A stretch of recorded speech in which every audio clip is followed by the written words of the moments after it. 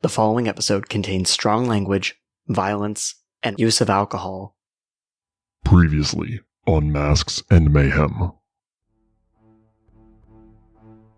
Get a hold of Kevin Lewis, see what's going on, and then just kind of go about a regular day. Kevin says nothing really of note at this time. Kind of talks to you about the ongoing litigation a bit. That's basically kind of holding Union back. Yeah, so you all would recognize this person. He has been out of town for quite a while, but this is the Crafter. He is a hero that has been with Riverside for a long time. He also wears like a hooded cloak. Crafter, pleasure to finally meet you. Likewise, Lazerhawk. Yardak, I need you to answer honestly. Am I about to face a murder charge? Not sure yet there, big guy. I can't go through that again. I imagine everyone just kind of like staring out the window. Lazerhawk has like 1,000-yard stare. I think while you're on the way, Crafter is kind of consulting with Cassie a little bit. Last time I got my ass kicked like that, I was fighting Atlas the Alpha, and he punched me in the junk.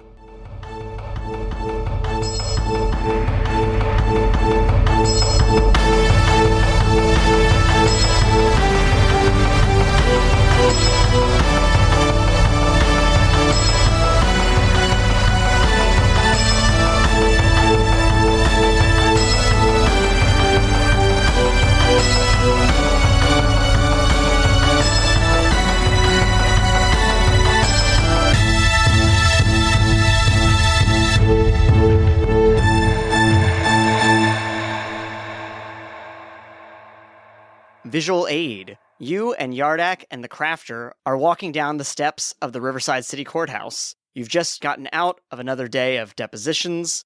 How did it go? Or how do you think it went? I think it went okay. Tiresome and irritating. Maybe not. I think it went okay, but that is not my ideal way to spend a day. Yeah, I'm not particularly too worried about the outcome, but the day itself was just very tiring, very irritating, a lot of repeating of the same things over and over again. Would much rather not be in a courthouse. Visual aid. Suddenly you are receiving a phone call from an unknown number. We're calling you about your car's extended warranty. That's exactly what I was thinking. Does it say scam likely? It does not. I'm assuming this is Visual Aid's phone and not Ruby's phone. Yes. Okay, I answer and say Visual Aid here. Sorry about that. Hey, Kit Deckard here. I have a pretty serious question for you. Not to worry you or anything, but, you heard from Brock. What? I did not realize Brandon would be voicing Kit. No, Rachel, Dan, look at me. Okay. I'm the captain now. What the fuck is happening? I'm assuming no that I haven't, so I'm gonna say, not today. Oh, God, are you with the others right now? Have they heard from him? I'll ask Yardak and the other people we're with. I think it's just me and the Crafter, right? Yeah. I don't know if Kit knows that we hang out with the Crafter. Hey, guys, have you heard from Lazerhawk? No, just been, and I turned my cell phone off when we went into the courthouse, but I've turned it on since, and no, nothing. I've never spoken with him outside of group activities. Oh, that's not good.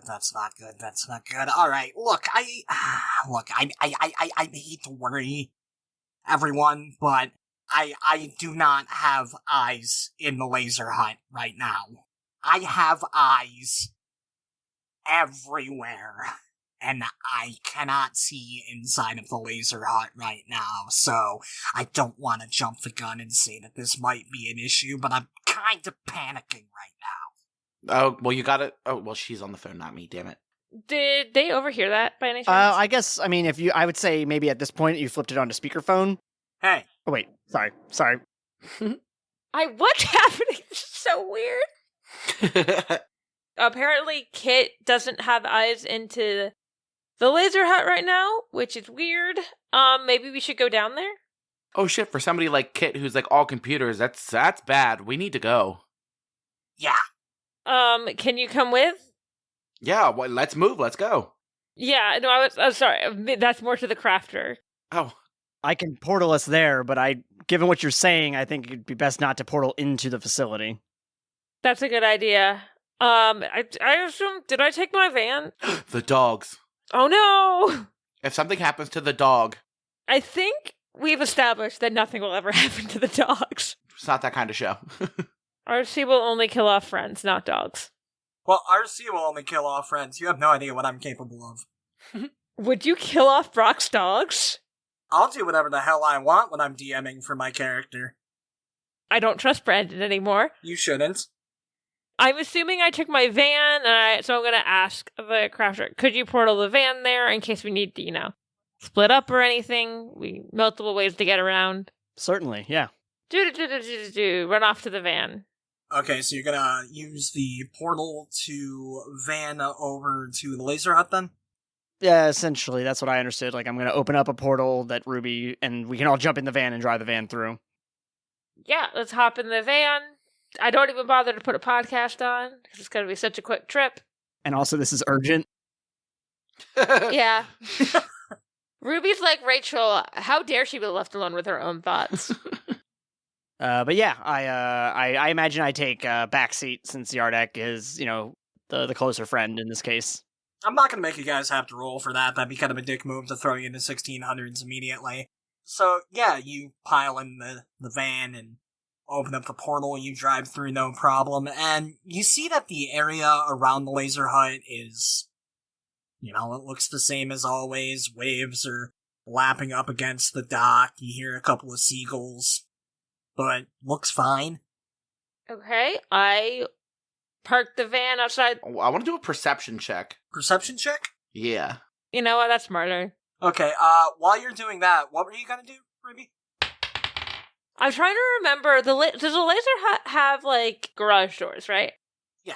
Do I have a way to open those? Do I have a clicker? You do not have a clicker for Brock's hut. I don't even know if Brock has a clicker for Brock's hut.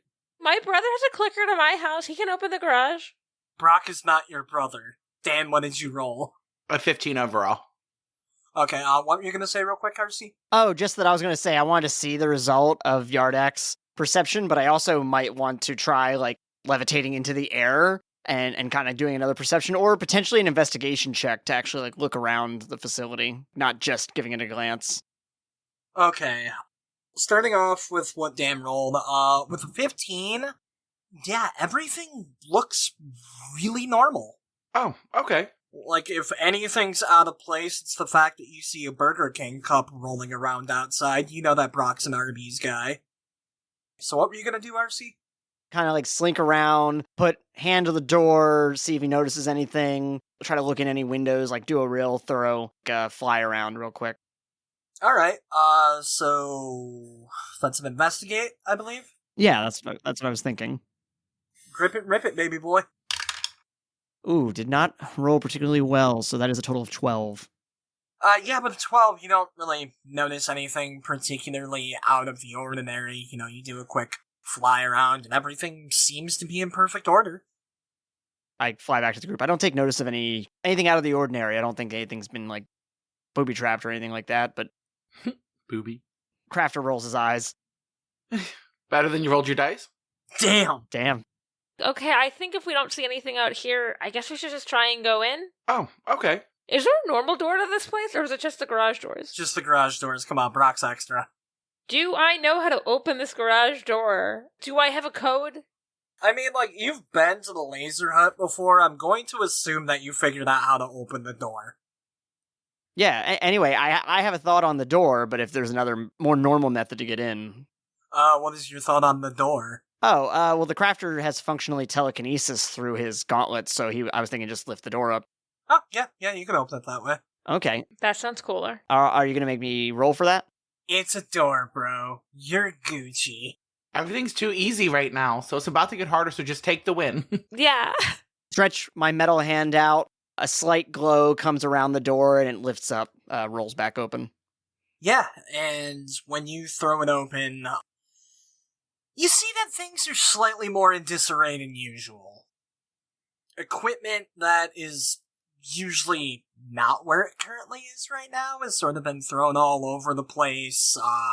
You see that, like, a lot of the doors have been thrown open. But the biggest tip-off that something is not right is that Cafe and Bodega's food dishes are empty. We might not be killing the dogs, but the dogs are being neglected. And I yell, Brock, Lazerhawk. Anybody here? And you hear echoing. Roll perception. Everyone. Ooh, that's a decent roll. 18 altogether. 19 altogether. Total of 17. 19, 18, 17. I also want to know if the next thing I was going to call was call the dogs, because I'm concerned. So, yeah, you all hear Ruby's voice echo throughout the laser huts, as well as a low mechanical whirring. Like from the computers that we're standing by, or like... Oh, no. This one is not one of the usual sounds of the laser hut. I would like to move towards the noise to see if I can figure out what the noise is from. What's the lighting situation like in the laser hut? Like, is the only light coming from this open door? Does it drop off as it goes farther towards the sound? I mean, like, it's a warehouse, so it's got, like, windows kind of, like, surrounding the very top layer of it, so there's a fair amount of daylight pouring in, but, there's a couple of, like, particularly shadowy areas. It's all, like, natural light pouring in. There's no, like, overheads on. As I'm moving close to the whirring sound, just in case, you know what? I'm going to give Kit a call back. He answers, "Hey, have you found anything out yet?" We're here. Something's off. Things were a little, I don't know, out of order, I guess? I don't see Brock, and the dog's dishes aren't filled, which seems unusual. Oh. And it was like, oh, speaking of, and I go, Cafe, Bodega? Do dogs come? No? No! I don't think the dogs are here. Fuck. That does not sound good. No. And you know what? I'm going to try to hold the phone up. I was like, can you hear this whirring sound? I'm trying to figure out what this is. And as you do that, it actually gets louder. And you hear Kit scream, "Jesus Christ, duck!" I duck. Yeah. I open a portal beneath me and just drop through it. Well, one way or the other, that's gonna be dodge checks.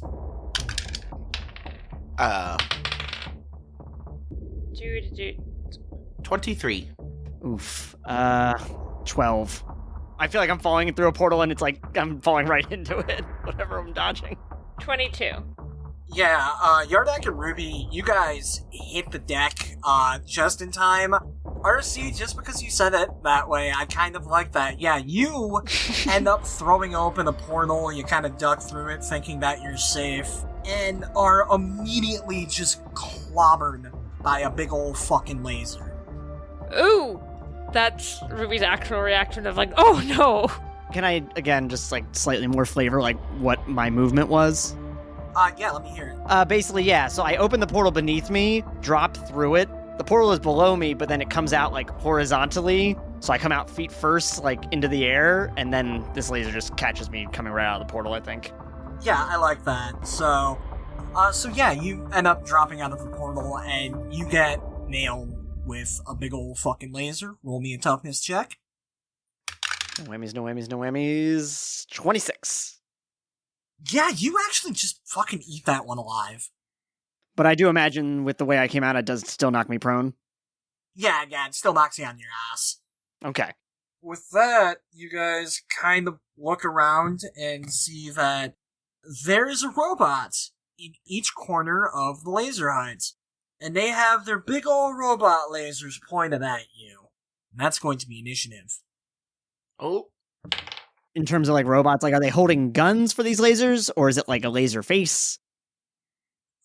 Their arms are like Okay. Mega Man. Man cannons. Yeah. Hey! A natural 20 for initiative. 21. 17. Wait. I don't like this. I didn't want to go first. Well, to be fair, we don't know what the enemies are doing yet, but I don't want them to go first either. you don't want extremely fast robots with lasers? No, thank you. No, thank you. No, that sentence is good. At extremely fast. Extremely bad, though. Crafter, you're up. So, I see 4... How many robots? Is it 3 or 4? 4, one in each corner. Conveniently in the shadowy spots where you couldn't see them previously. So, yeah, since I'm on the ground, I'm immediately just gonna... It's a DC 20 acrobatics check to go from prone to standing as a free action rather than a move action. Alright, yeah, rip it. I gotta roll pretty good for this, but... I believe in you. Yes! So I rolled a total of 24. You did that so beautifully that the robot, which feels nothing, even went, "That was cool." Basically arcing my back, pushing off from my hands, and ending up on my feet. Like an inverted worm. Yeah. Okay, and you rolled high enough for that to be a free action, right? Right. So you still got your 2. Yeah. So I would like to use assessment. So you would have to roll a secret insight check as a free action for me, opposed by the target's deception. Okay. It's one of my advantages. As long as these things don't hit you, you've got this. Okay. If that's the case, I would like to use my standard action then to do a portal punch, like to basically open a portal and punch one of them. First of all, I still fucking love that. Yeah, go for it, bro. And I rolled, ooh, that was bad, a total of 12.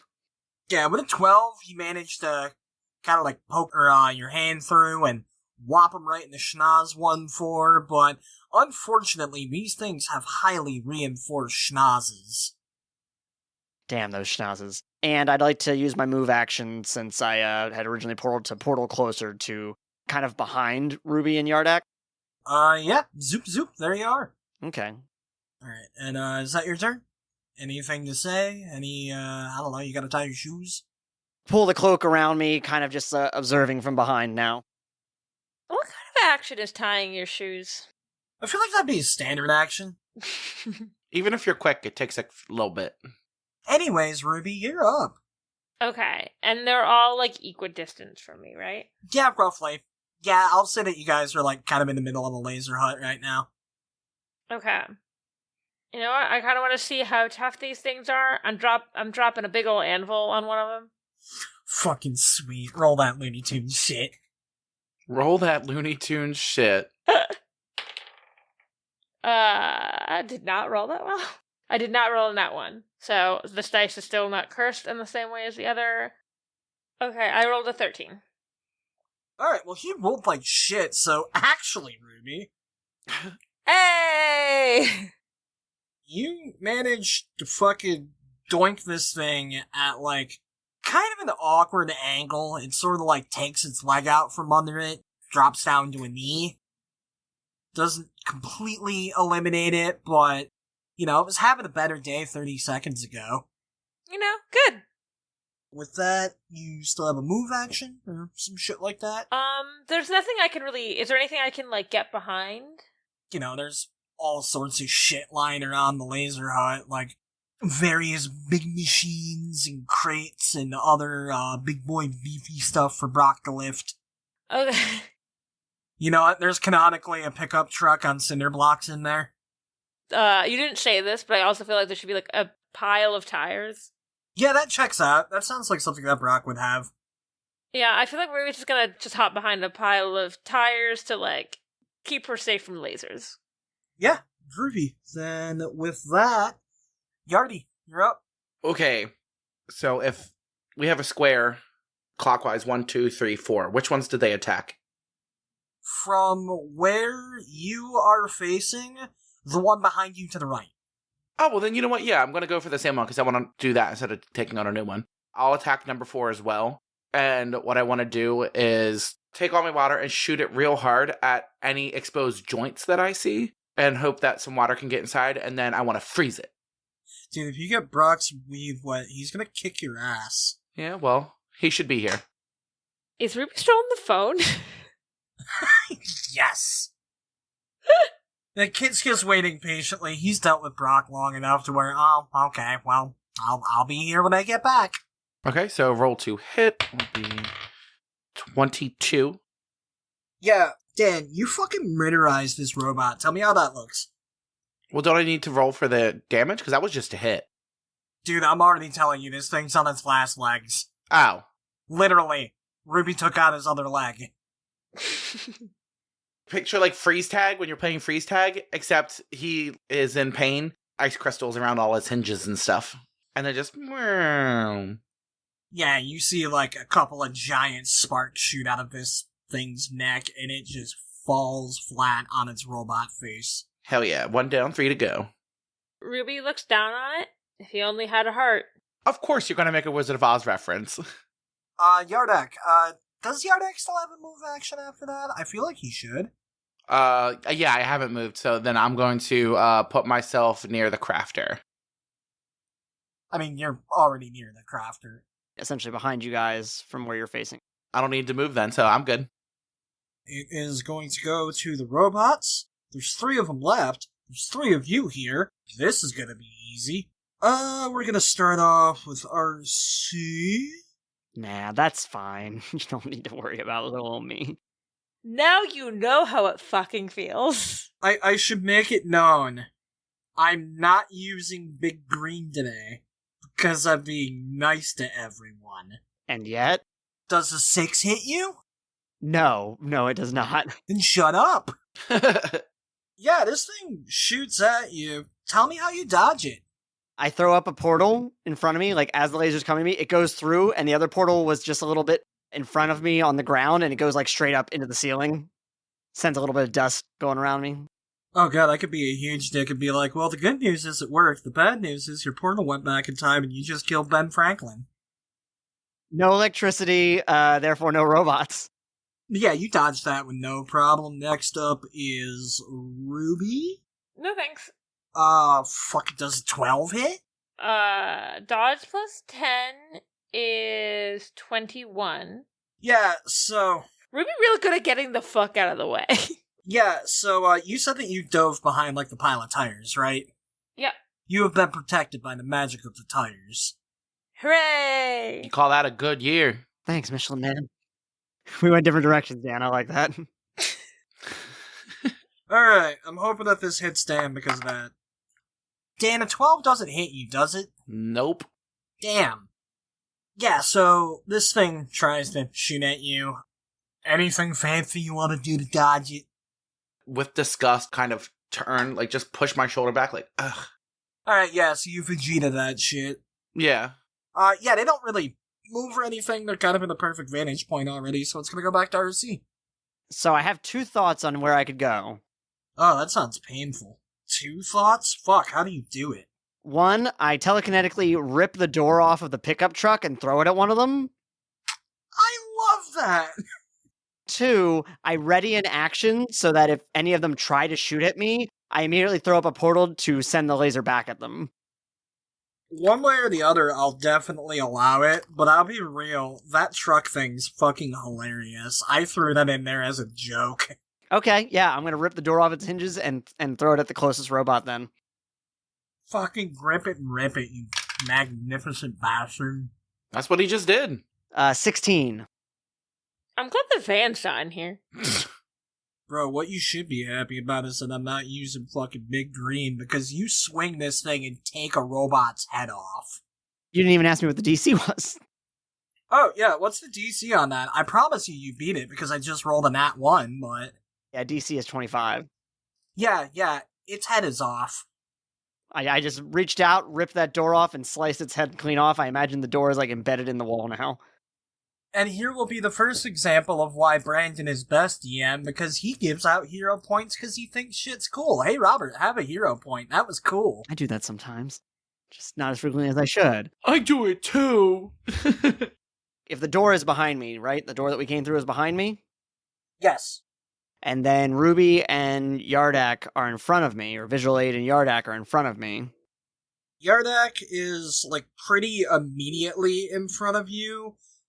Ruby's hiding behind a pile of tires, like, kind of off to the side. So I guess I was just trying to get a sense of which... You said there was a robot at each corner. There's 2 behind me and 2 in front of me then. Which ones are dead? There's 2 in front of you and 1 behind you, because Yardak destroyed the other one. Okay, what about the one I just destroyed? Or at least you said I decapitated it.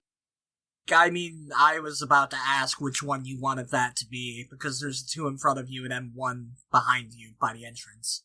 I imagine that I'm going to do whichever one's closer to Ruby. Ruby, left or right? Right. Then you destroy number 2. Okay, so now there's one in front of me to the left and behind me in some direction? Yep, in front of you and behind you, both to the left. I want to put myself back to back with Yardak then, so that I'm facing the one that was behind me. Then that is what you do, and you both look cool, and I really wish that Ruby was there so you could be the Charlie's Angels. I thought of a dumb, funny idea. I mean, I live for those, let's hear it.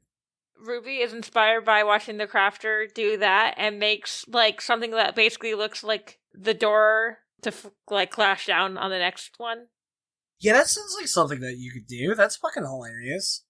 Are you going for the one that is closer to the entrance, or the one that's, like, farther back? I'm gonna do the one by the entrance. Alright, then, roll me some dice. Ooh, that is a 23 overall. Yeah, this thing's dead as fuck. Tell me how that looks.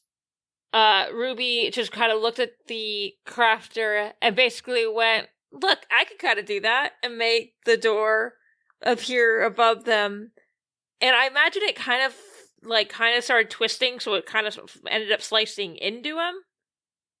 Yeah, this happens, and, this is the robot that said that, the crafter looked cool earlier, so he just looks up, oh shit, and then he gets cut in half. Yeah. And, are we moving at all? I'll join the Charlie's Angel shit. Fantastic. Yardak, there is one robot left. Kill it. This time, instead of just trying to freeze it, I want to just throw an ice lance right at its fucking chest.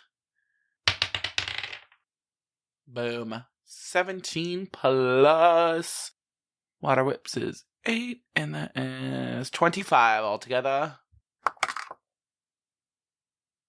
Hey, he's dead. Look at that. Huh. Cool.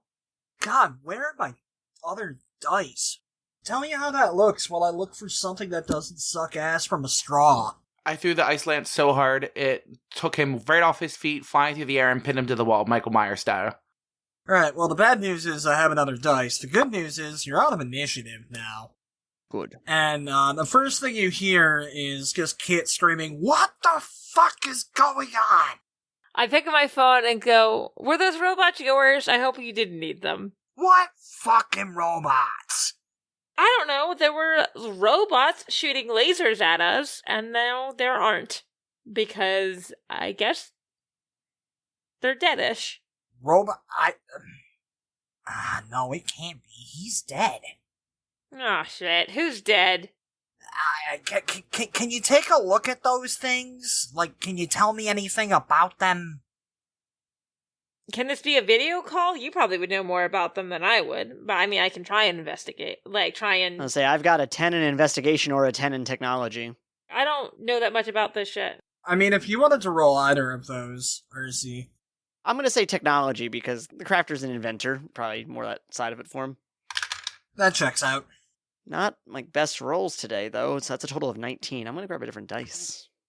Okay, you go up to the one that Ruby basically chopped in half with the door and take a look at, like, some of the inner components. It is unmistakable that this is Okada tech. And would the crafter be familiar with Okada tech?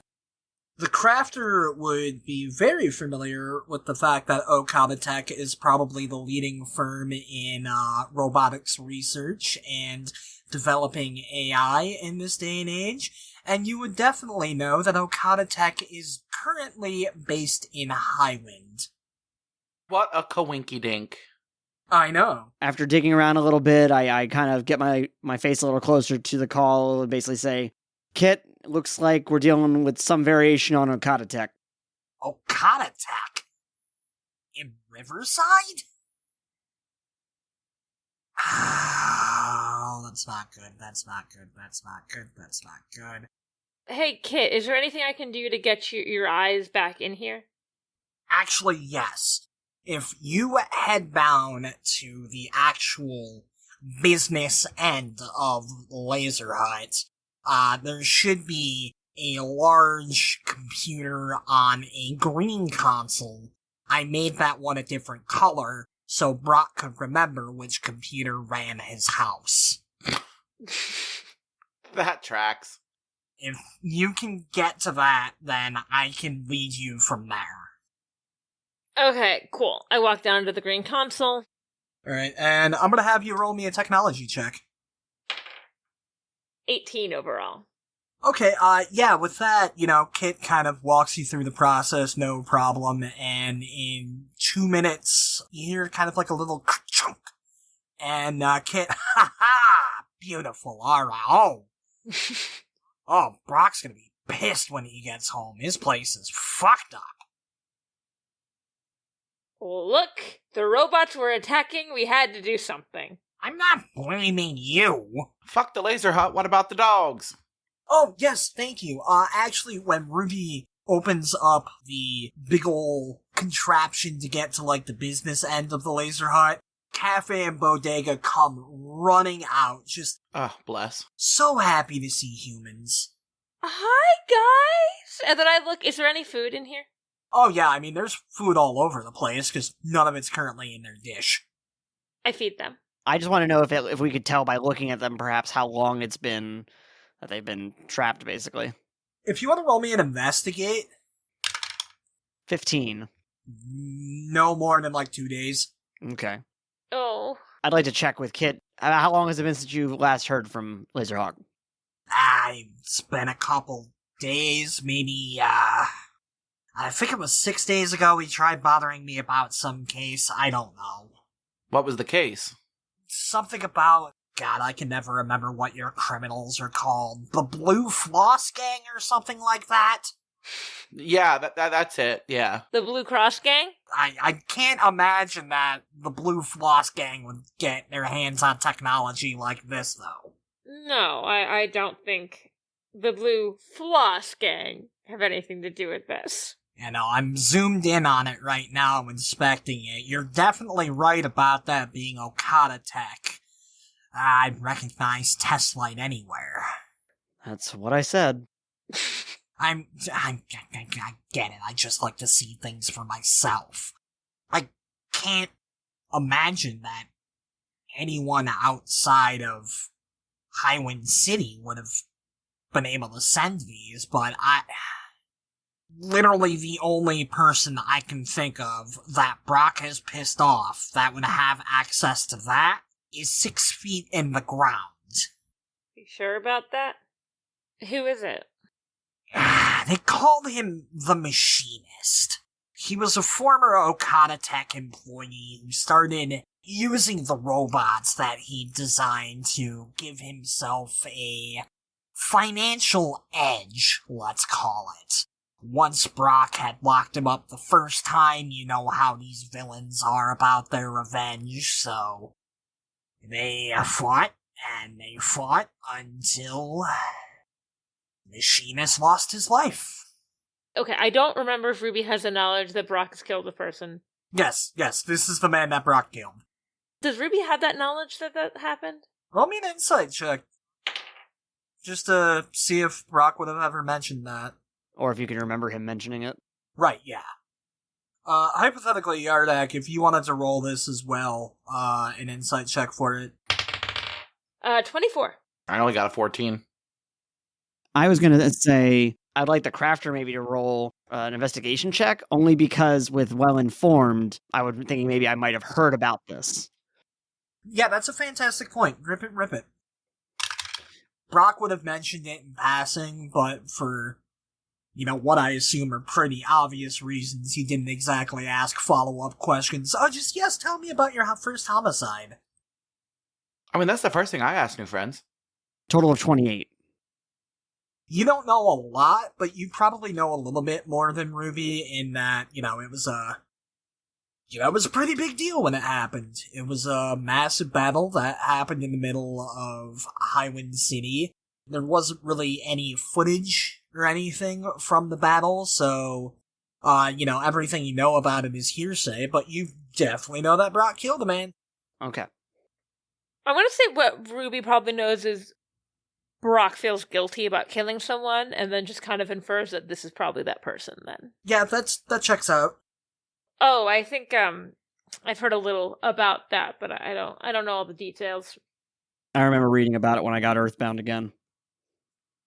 I mean, the most obvious place to check would be Highwind City, but it's not like you guys could take a Greyhound over.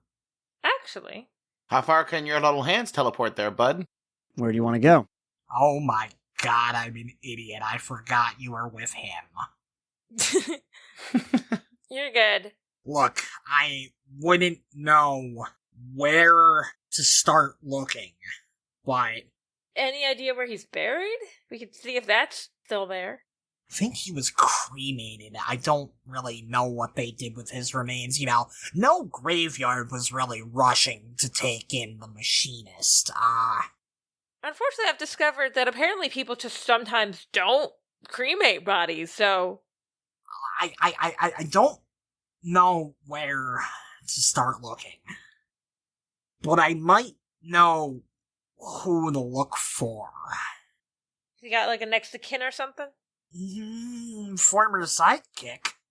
His name's the Gutter Knight. Ever since Brock had left Highwind City. Look, I don't name these people, okay?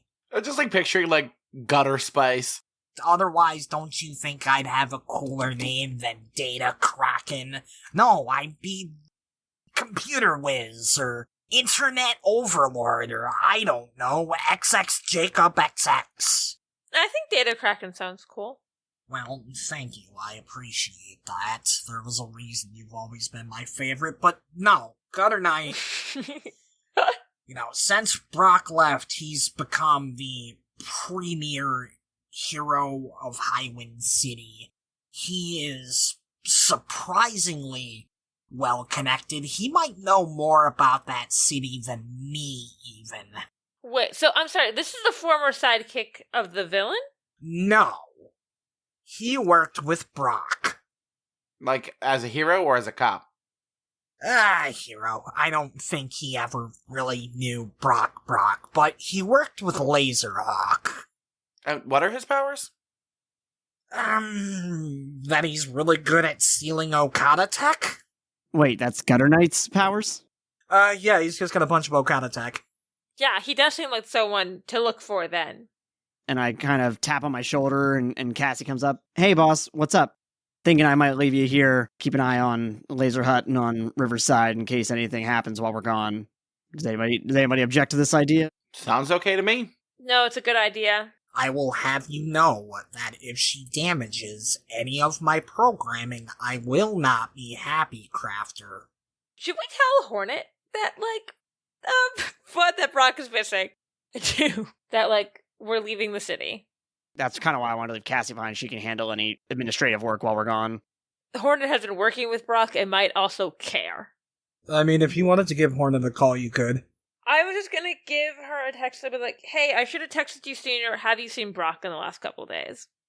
And, a moment passes by. I'll say that, this is happening while you're kind of setting up Cassie. No?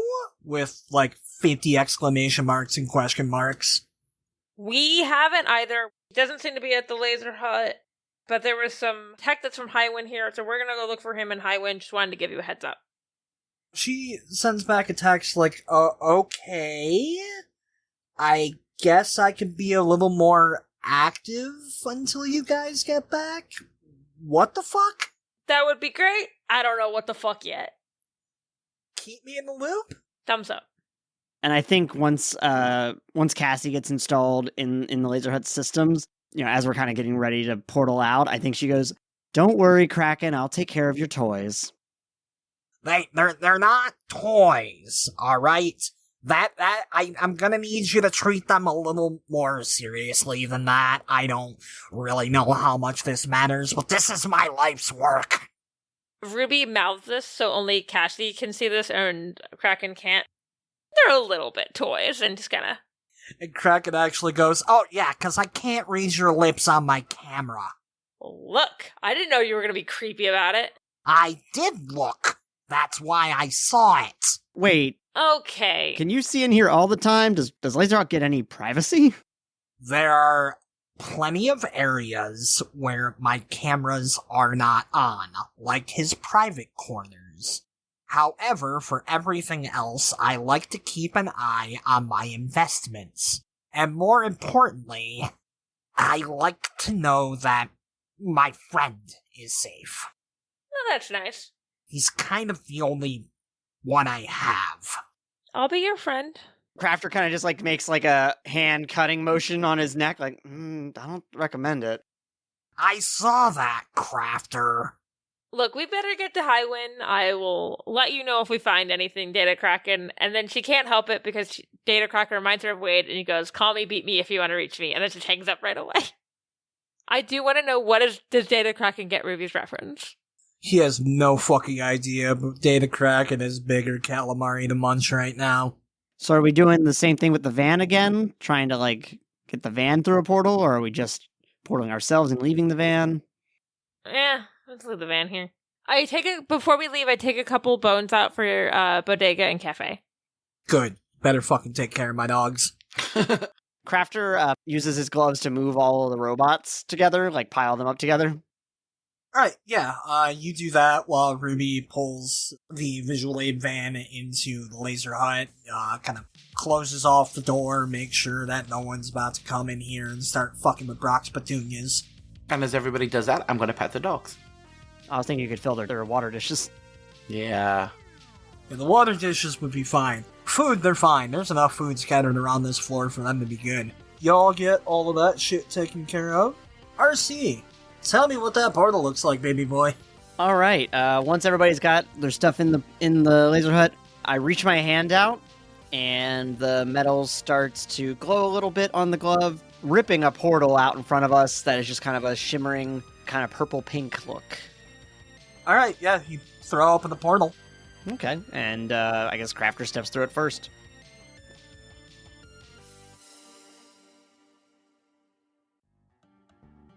Hi there, everybody. Brandon here. I hope you guys are enjoying the episode this week. I know it's a little different. RC and I have been working on this one for a while, and I'm really excited that you guys are getting to finally listen to it. Anyway, the boss man told me to let you guys know that if you guys are interested in seeing some of the cool design art that we have been working on for characters like the Midnight Gang, Lazerhawk, and people that aren't the Midnight Gang or Lazerhawk, head on over to our Instagram page at Mayhemcast. But for now, let's go back to Highwind.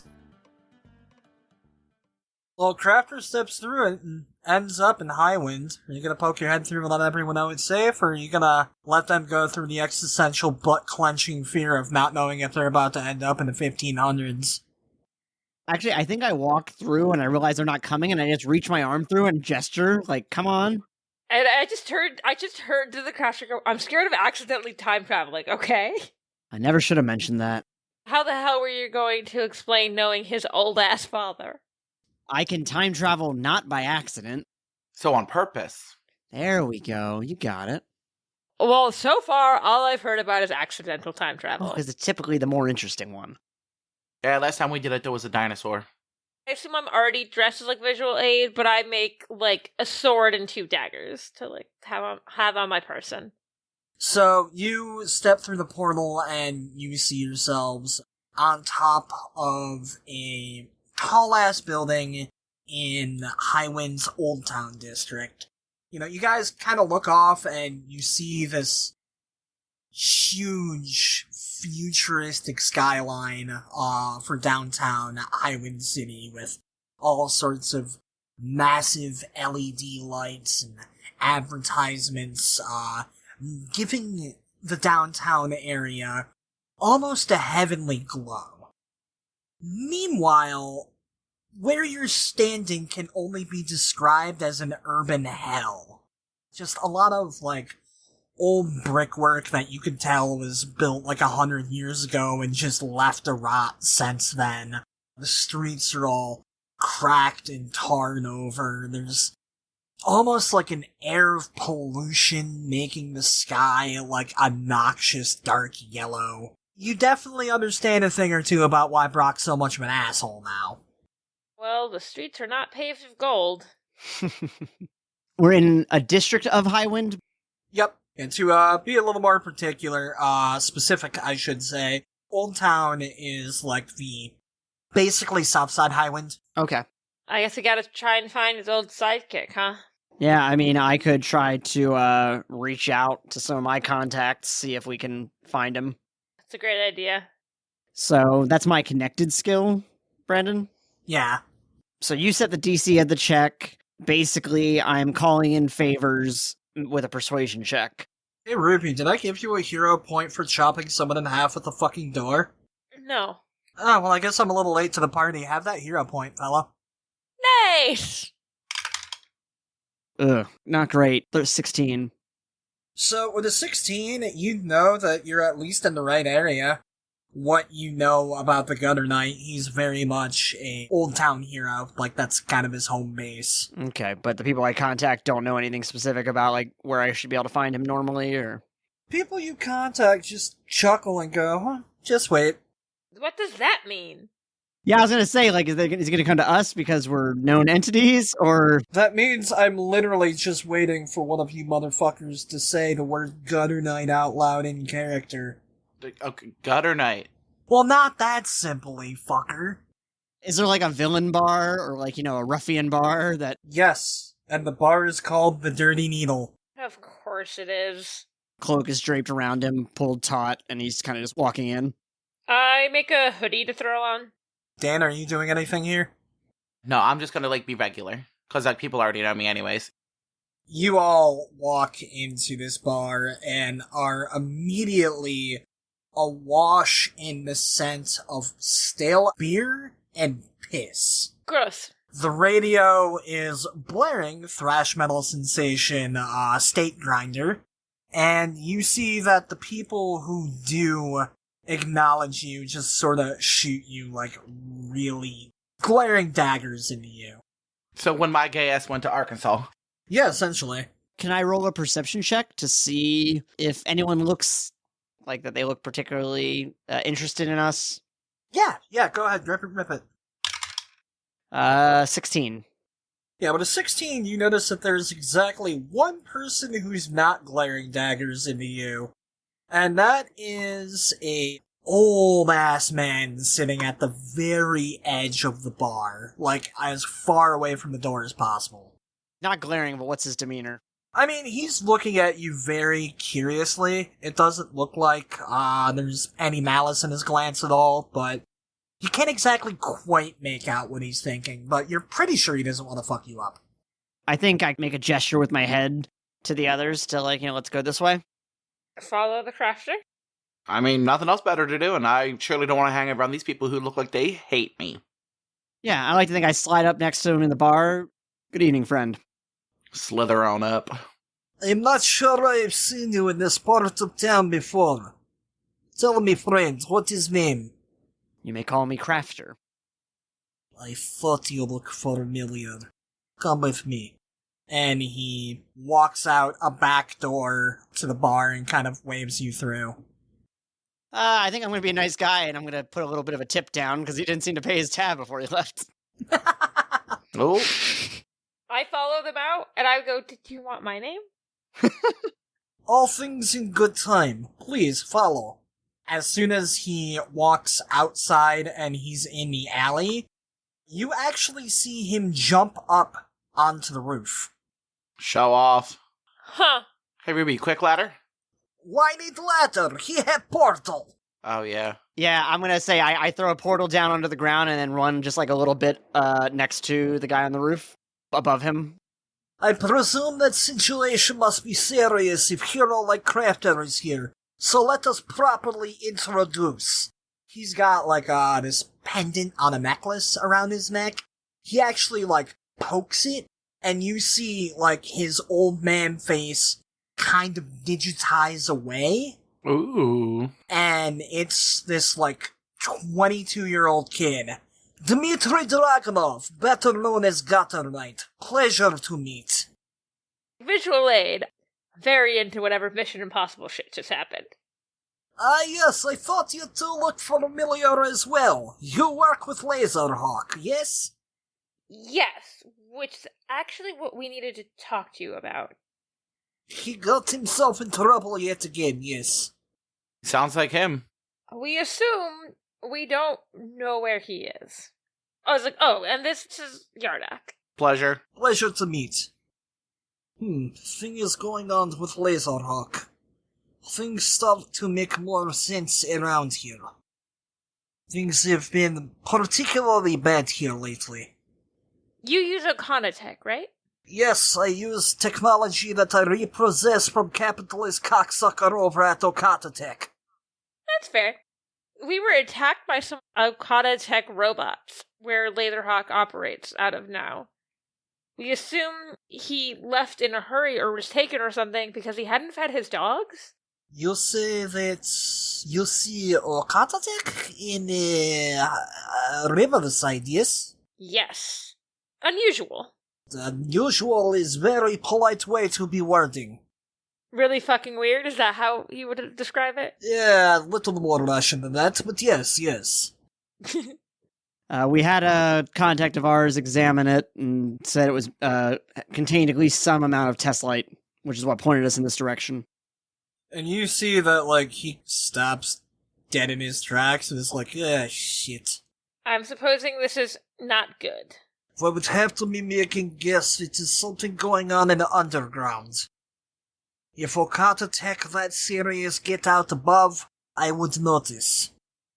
Unfortunately, I am far from expert on underground. They're, not exactly friendly to superheroing type down there. And he kinda, looks up at Crafter. However, I do know a man who might be able to help. He is, abrasive. But if I could think of one person who is wanting to keep Brock alive, and who would be able to help you infiltrate underground and potentially find out what hell is going on, you'll be wanting to speak to Atlas the Alpha. Atlas the Alpha? Do I know who the fuck that is? If you guys want to roll insight checks, and in your case, Ruby, a pop culture check, I believe that would be higher. Oh, apparently my insight is actually higher than pop culture. Oh, well then, yeah, go ahead and roll that. 6 plus 8. 14. 25. 19. Ruby and Crafter, you guys would recognize the name Atlas the Alpha as one of the premier villains to come out of Highwind. This guy's whole shtick is that he wants to fight the best. Yardak will say that, I don't know, you got bored one day and decided to, Google him. You know that this guy went quote-unquote legit, because Brock threatened to not fight him anymore if he keeps up the criminal shit. All three of you know that this guy's a prick. I'm just picturing, a different kind of prick than Brock is, which is why they are so abrasive to each other. Or the exact same kind of prick, which is why they are so abrasive to each other. Any idea where we can find him? Isn't he supposed to be a jerk?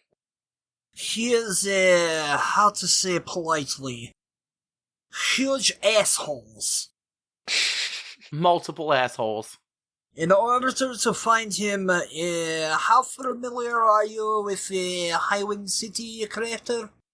Captain has an insight check. Alright, I'm gonna use a hero point because I rolled 1. I mean, you've got one to spare. I would have been 9, but still, I'm gonna roll again. God damn it. What did you roll? The second time I rolled a 2. Son of a bitch, dude. Fuck. So a dirty 20. Okay, I mean, you'd say that you know the area well enough. You'd be able to navigate roughly. I think I'd be able to find my way around. I've been through here a few times over the years, through a few different times. You, see that he kind of points to, the southwest. That direction is a warehouse graveyard. You'll find him there. Just look for, the one building that does not look like it was hit by bomb. If memory serve me, it is on a corner of 32nd and Gratchet. if that be helping at all. I mean, somebody here's got a phone, right? We can GPS that. Yeah. And then portal to it. I promise you, you cannot possibly miss building. He has his name on it. Of course he does. But, unfortunately, as much as I would like to be joining, I will not be able to do this. The reason why I was actually in bar is because Dangerous Criminal Man is in there, and I intend on knocking out of the teeth. Well, good luck with that. I give Dimitri as Visual Aid's phone number. In case you ever need visual aid, here is my hero phone number. We're gonna start a fucking Facebook group for all the superheroes. Yes. Yeah, and you know what? Let's network. You seem like a good guy. Here's my number as well. Yes, I am thanking you both for that, comrades. I will be sending text message with picture of Big Chungus. Of what?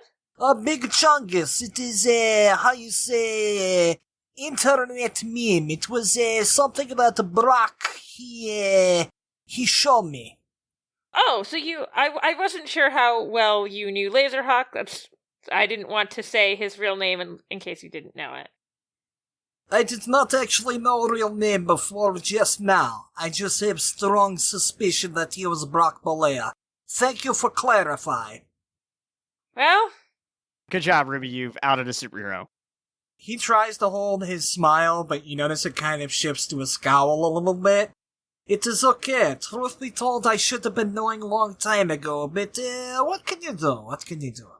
Thank you for your help, Dimitri, and I go to give him a handshake. Dimitri accepts the handshake and says, please, Brock is son of a bitch, but ultimately good guy. Please make sure that he does not be deading. We'll do our best.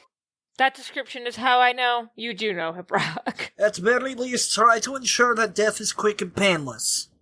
It is way he'd want it. He is, how you say, a kind of bitch with pain. Reaper takes the phone out, puts it in the GPS. Functionally, by leaving Cassie behind, Crafter has basically left his phone behind. That's funny.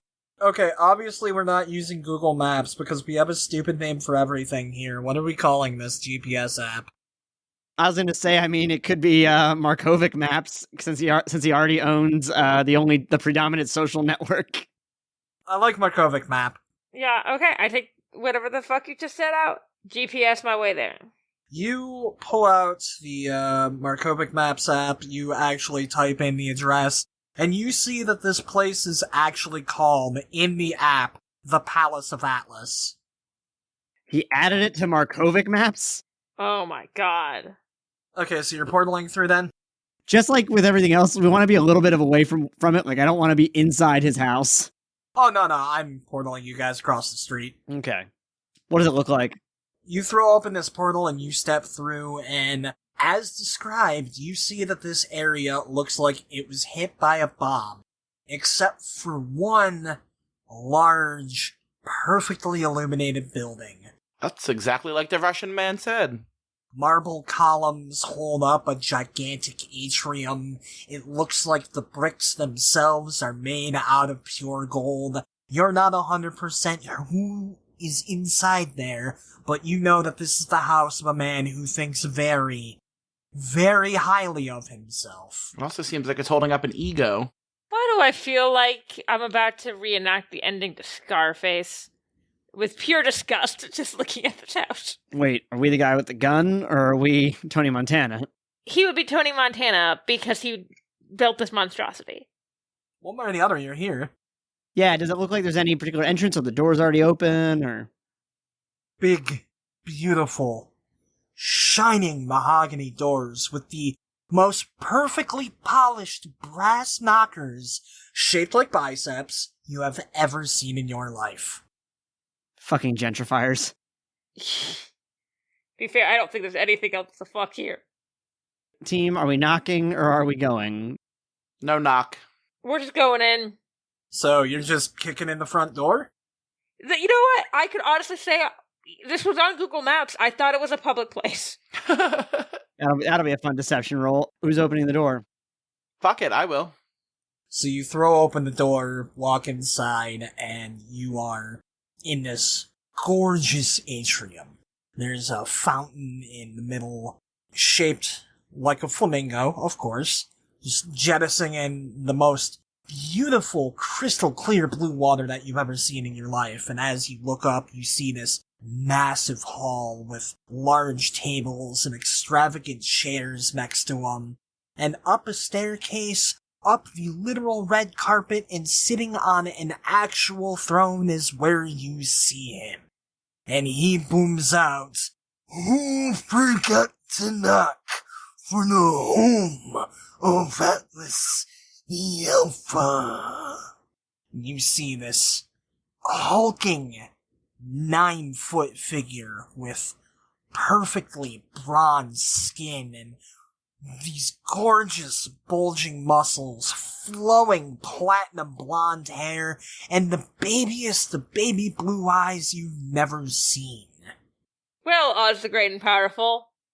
No, Atlas the Alpha. Okay, Albert, we're looking for our friend.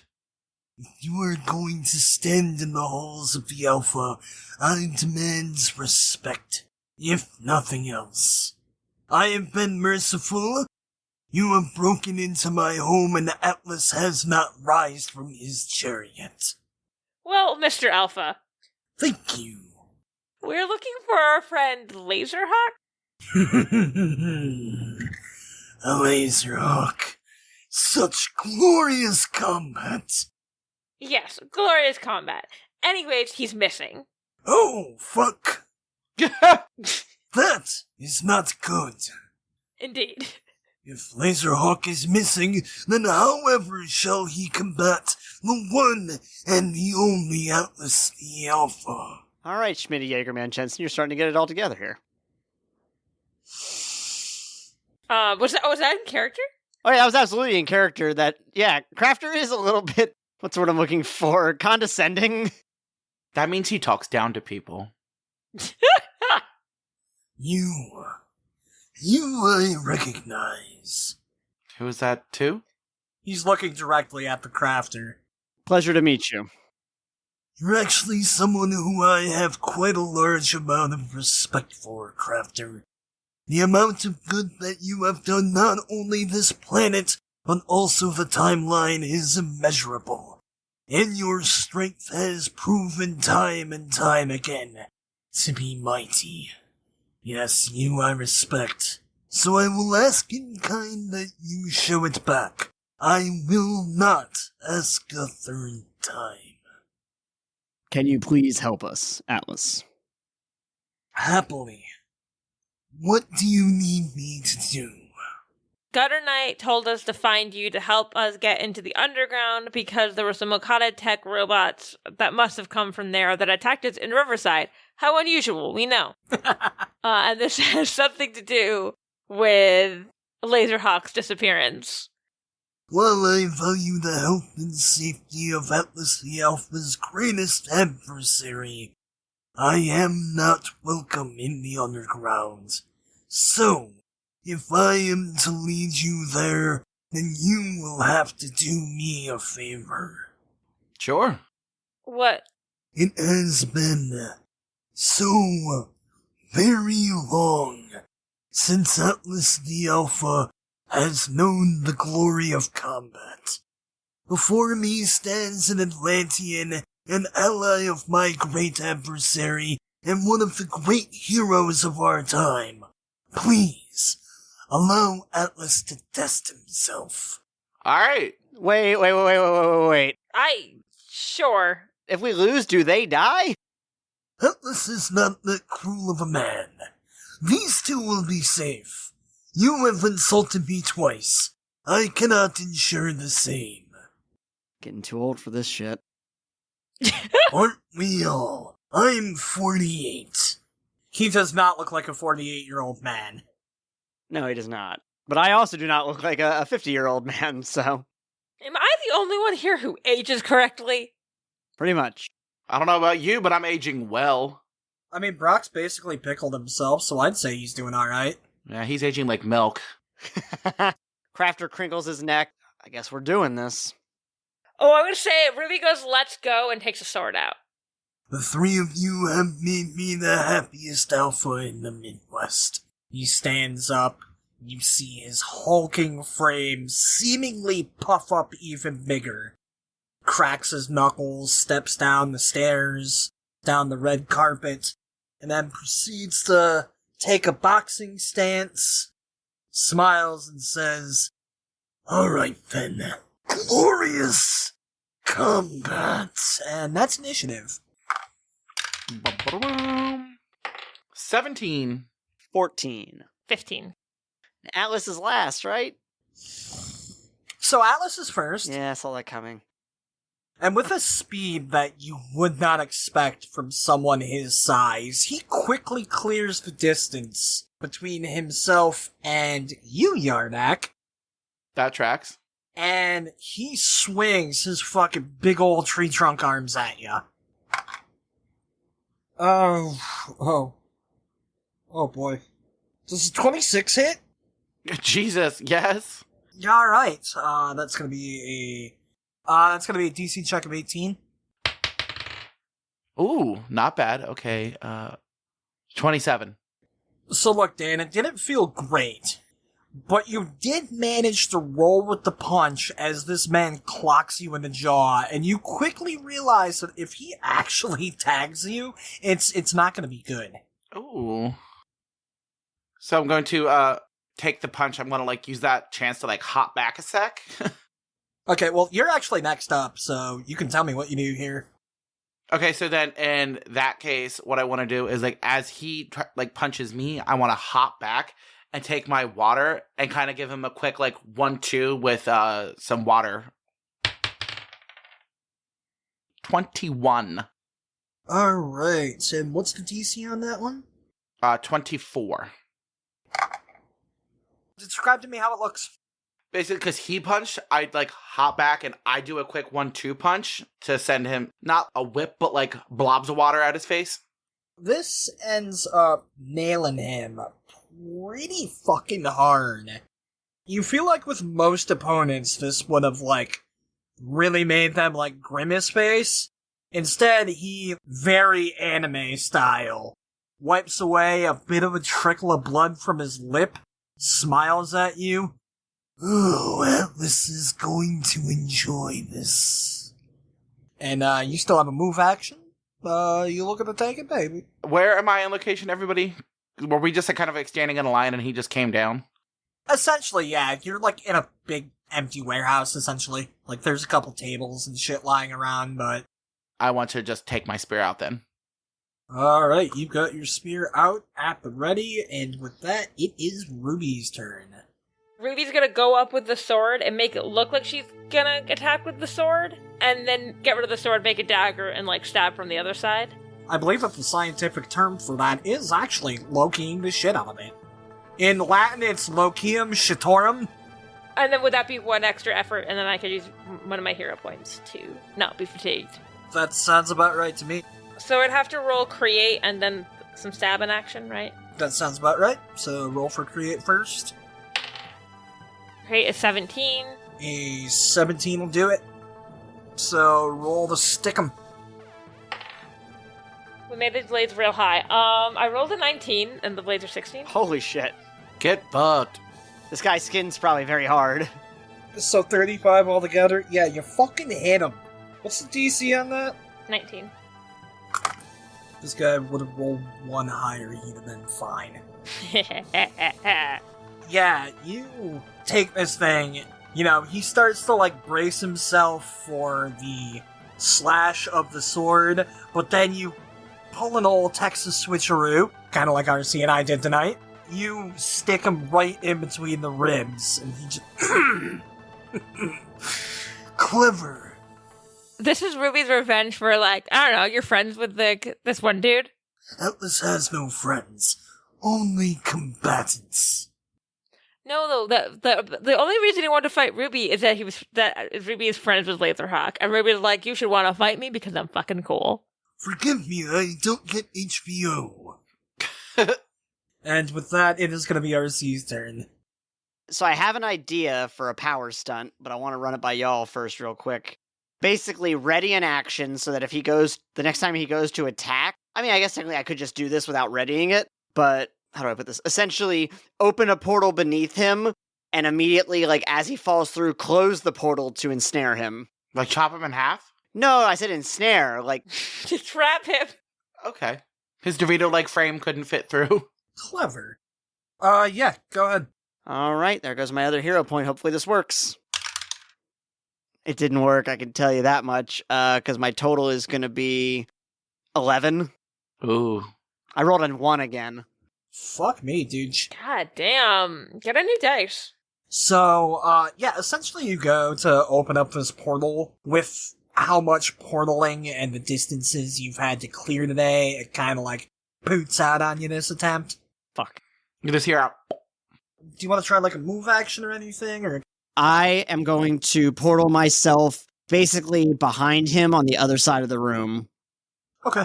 Basically, I'm going to do my best to stay out of his direct sight line. Alright, yeah, you poof behind him, no problem. It is back to Atlas, and, Ruby, you're literally right in front of him. Oops. So, he is going to, just swing his arm up and try to, like... What do I need to roll for this? So the first thing I gotta do is roll to see if it hits you. Does a 14 hit? Okay, 19 is my parry plus 10. Yeah, so you managed to, like, just avoid this thing, right? You felt the wind rush through your hair as his big ol' meaty dick skinners fly past your face. Absolutely not. Yeah, I don't like that. Mm-mm. No, ma'am. With his move action, he's gonna kind of, like, re-pivot himself. So he's facing, Yardak and Ruby. Crafter, you would still be behind him. He didn't even really notice ya. But with that, we are back to Yardy.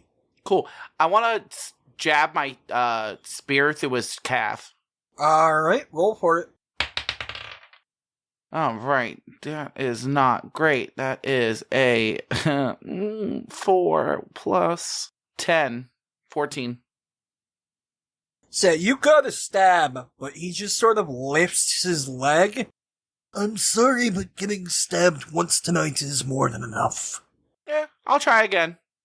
So then I hop back out of the way. Alright, with that it's gonna go back to Ruby. Okay, so he's, like, staring right at me, right? Yep. I'm gonna razzle-dazzle him. Ooh, alright. DC 15, impaired, disabled, unaware. Oh, this dude got fucking dazzled. He got dazzled. So yeah, tell me what it looks like here. Ruby goes up. I think he's getting ready for her to try and stab him again, and just colorful lights come out of her hands from everywhere. What is this illusionary magic which clouds the eyes of Atlas the Elfo? And I just look at him and go, why do you think I'm called Visual Aid? I don't know your fucking name. And, are you moving or anything? You know what? Nah. So far, it's been fine. Steve, it's time to craft. Minecraft jokes, anyone? No, just me? Okay. So how hurt does he look? He's a little fucked up. He could be more fucked up. Alright, I'm just wondering if it's worth it to try hitting him with a portal blast of lava. Jesus. Do it! I forgot you could do that. Mostly because I don't, or water even, I could do a really, water from the bottom of the ocean, that kind of pressure. Oh, and I could do some stuff with it. Little team attack. That's true. Mostly what I'm concerned about is, like, you know, this combat is for his help, and I feel like if we destroy his fucking house... Yeah, he's not going to be thrilled about that. He gets to redecorate. I don't want to destroy his house, because that may make him less likely to want to help us. Oh, I mean, he's the one who wanted to fight. That's true. You could just bring a lot of water in, and I'll contain it in a sphere and drown him, and then I'll resuscitate him. We win. You know what? I'm going to try doing bottom of the ocean water. Just opening up like a small portal, and I'm hoping the pressure will just be enough. Roll to, knock him with your wah-wah. Damn, 19. It hits. What's the DC on that? 27. Oh, wow, okay. So you know how I was just saying he's fucked up, but he could be more fucked up? Uh-huh. Yeah. Is he more fucked up? He's more fucked up. Tell me what that looks like. I think Crafter kind of drops to one knee, points his fingers forward to open a very small, like baseball-sized portal. And then meanwhile, on the other side, he's opening a big one at the bottom of the ocean. And he's doing it just long enough till he gets this guy knocked back. But it's a lot of pressure just immediately flowing from that and pushing into this semi-visually impaired man. This man comes out and just fucking wrecks him. Like, he's stumbling all over himself. He doesn't quite fall on his ass, but you can tell that is only because this is a man who understands his body like Albert Einstein understood physics. Theoretically? Yeah. I appreciated that, RC. That was really good. You get a hero point. Wait, really? No. Oh, okay. Are you moving or anything after that? I'm gonna hold my ground for now.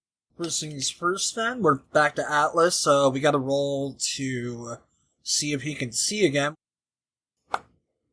The only reason why he's still fucked up is because of that -2 penalty.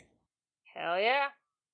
Yeah, so he trying to get water out of his eyes and, like, get himself, like, all figure out again. Fuck this! Time for the power move! Applause of Jupiter! And he slaps his hands together, and a shockwave shoots out toward Yardak and Ruby. Oh, okay. Oh, damn. So, first I'm gonna roll on Yardak. 16's not gonna hit you, is it? Parry or dodge? Oh, either way, no, it wouldn't hit. Okay, then you're fine. Ruby does a 6 hit. I'm sure as fuck. Hope not. So, you both managed to get out of the way of this, and good riddance too, because you see that the shockwave just sends the big heavy table that was in the middle of the room fucking flying out a window. Damn it, that sounded expensive. I'll make you a new one. Atlas would appreciate that. Then it's back to Yardak. Alright, one more stabby stab. Rip it, rip it. Ooh, nat fucking 20. Yes! Yeah, I mean, what's the DC on that, just for... 26. Yeah, you fucking nailed him. Tell me what that looks like. You ever see just get a really nice, moist, juicy chicken breast and just stab your knife in it? It was like that, but my spear to his calf. Yeah. Atlas does appreciate that. Oh, I give Atlas a shrug. Oh, God. Fuck you for making me think of Ayn Rand. I was having such a good night. Right? Anyways, I believe next up is Ruby Doo.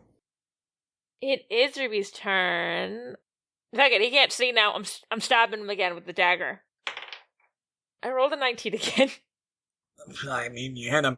What's the DC on that? 19.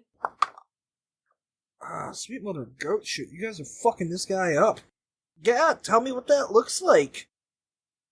Ruby can tell, like, oh, he can't see me still, and just, I'm gonna imagine she stabs him in the other calf with her dagger.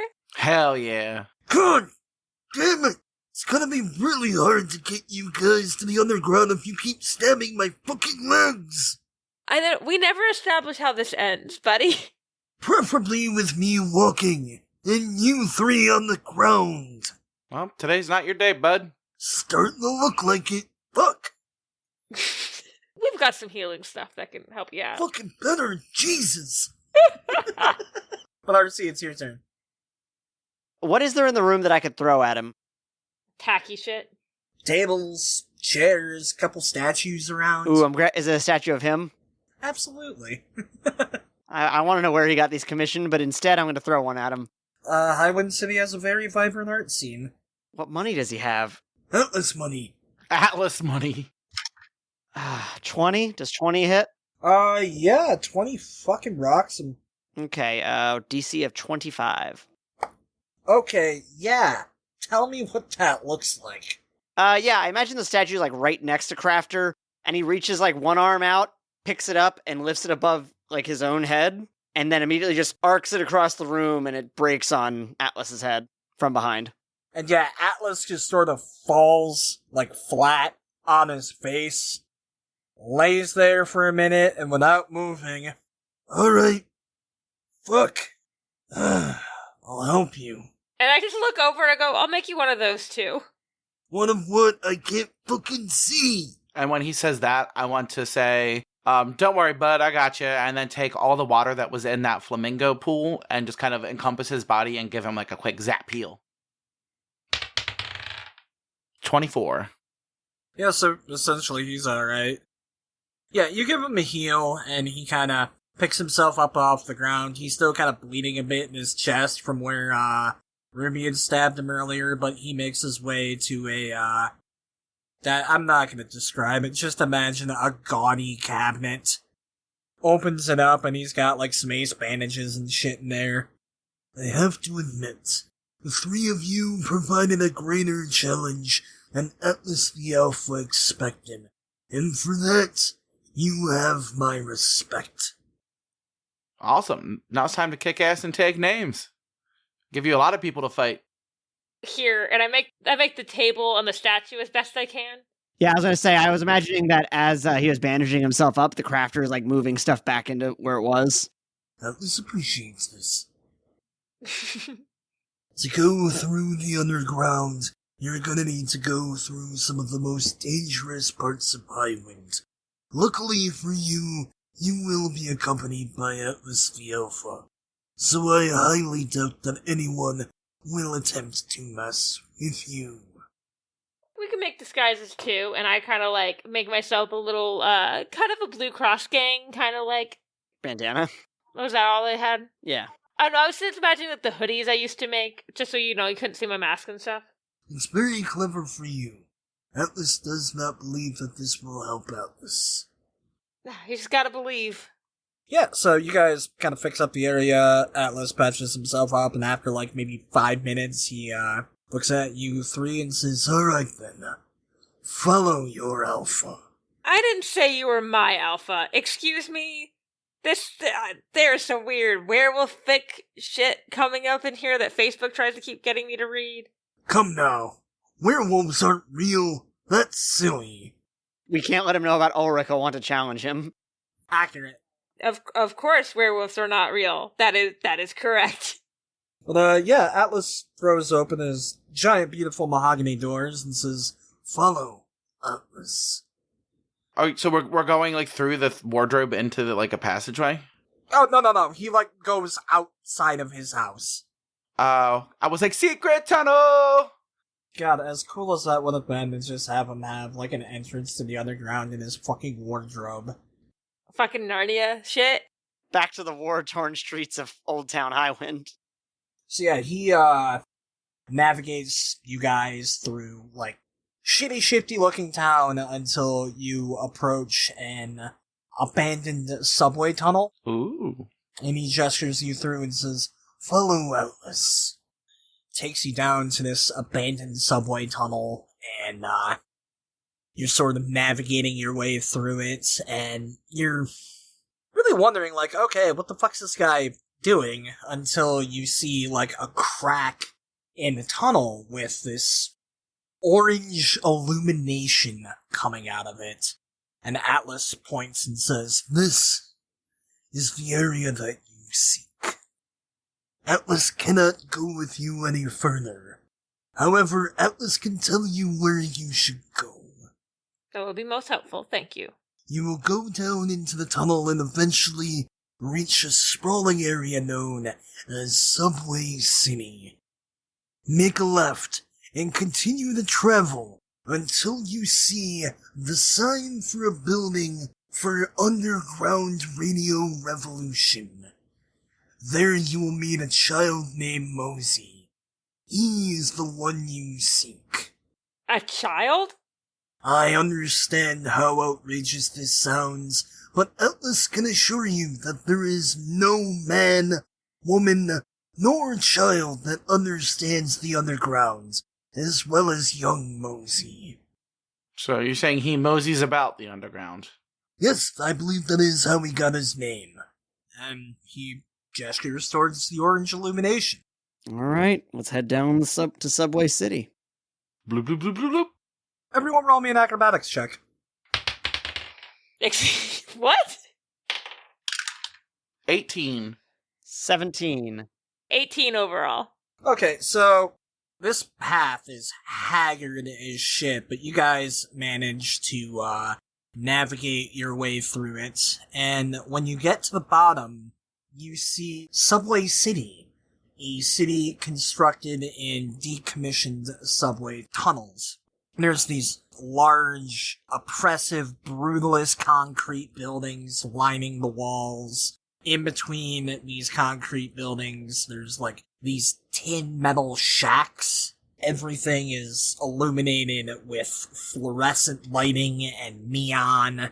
Everything is filthy and rusted and just fucked. Sounds like a great place. Chapter 48. The gears keep turning. Masks and Mayhem uses the Mutants and Masterminds 3rd edition by Green Ronin Publishing.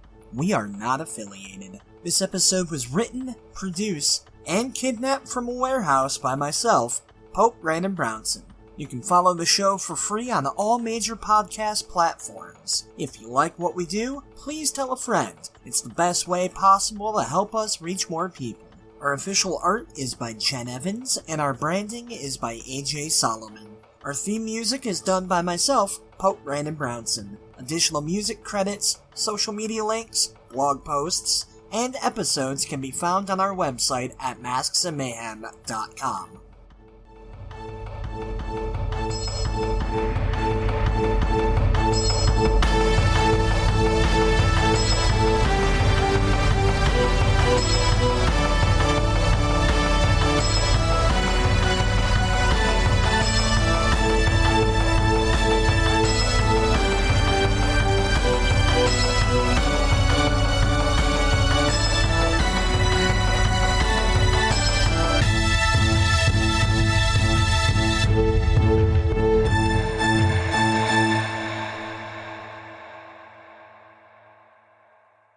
I had fun. Fuck these two if they didn't. You're just like, fuck yeah, I had fun. I didn't have to prepare this week. I mean, that does give a boost, if I'm being honest. So what did we all think of tonight? This was fun, but what the fuck? When was this decided? They're very you characters. Yeah, well, so essentially how this came about was I'd actually messaged RC during season 1.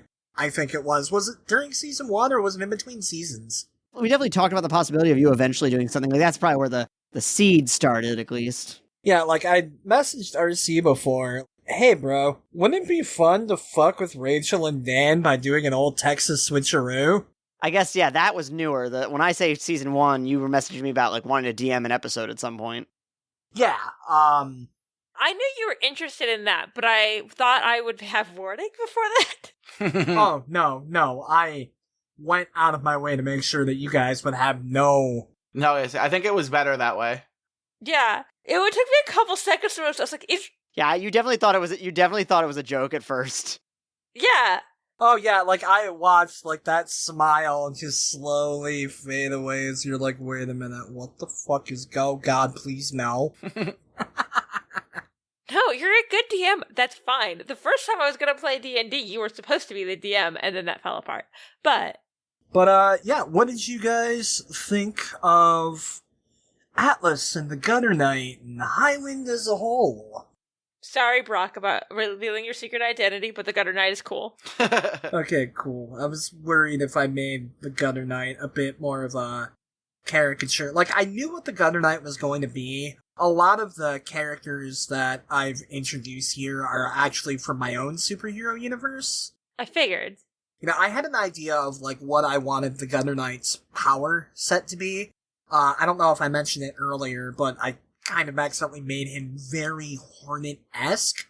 But I had no idea what I was going to do for his character, and it was actually during our bathroom break, right before you guys got the Highwind. I was just doing a couple silly voices to myself, and the Russian one sort of stuck.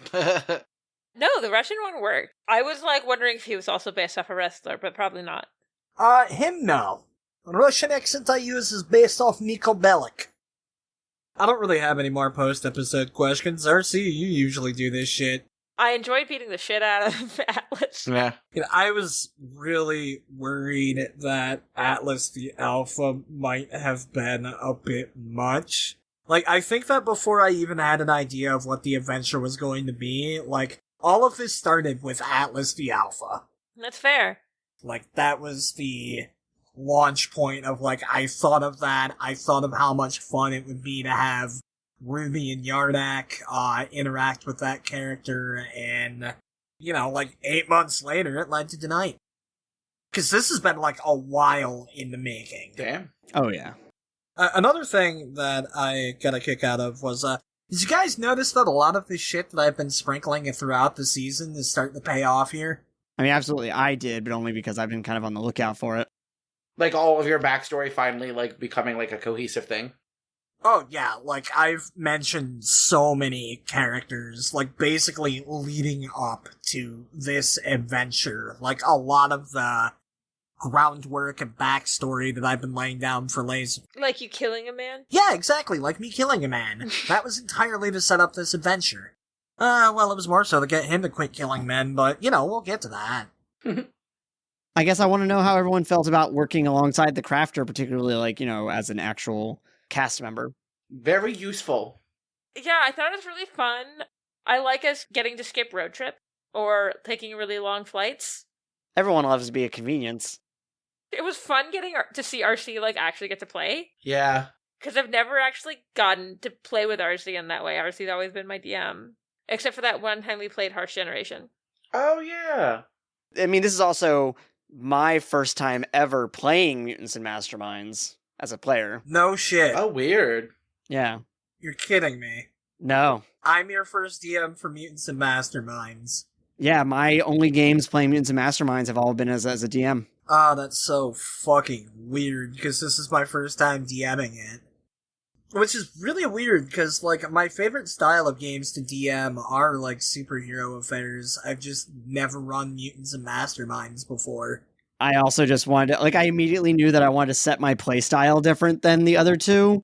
One, in that the crafter is much more of a defensive player. Yeah. Mm-hmm.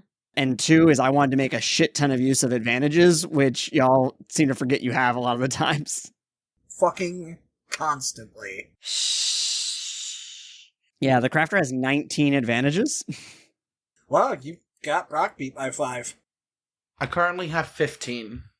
See, part of the reason is I knew Brandon was amused by my anvil shit, so I was like, I'll do an anvil shit. Oh, yeah, that made me very happy. If you would have knocked that motherfucker out, then you would have gotten 2 hero points in the same encounter. Actually, question, RC, did you, pretty much introduce the crafter to have him for this?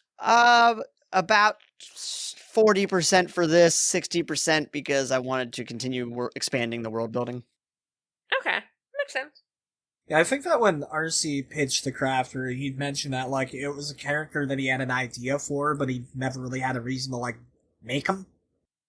Yeah, he's been a mentioned character a couple times, but, I didn't know when he would specifically appear. I thought about having him appear in the season finale last year, when all of the other, when Mira the Mystic and Gemini came back, I thought about having him be alongside of it, but then I was like, no, I'm going to put him off. I wanted to put him off world, specifically also to explain why he hasn't been, just intervening in a lot of y'all's shenanigans. Right. Like on Supergirl, how they always have to be Superman's on this other planet right now, otherwise he'd be kind of a dick for not showing up here.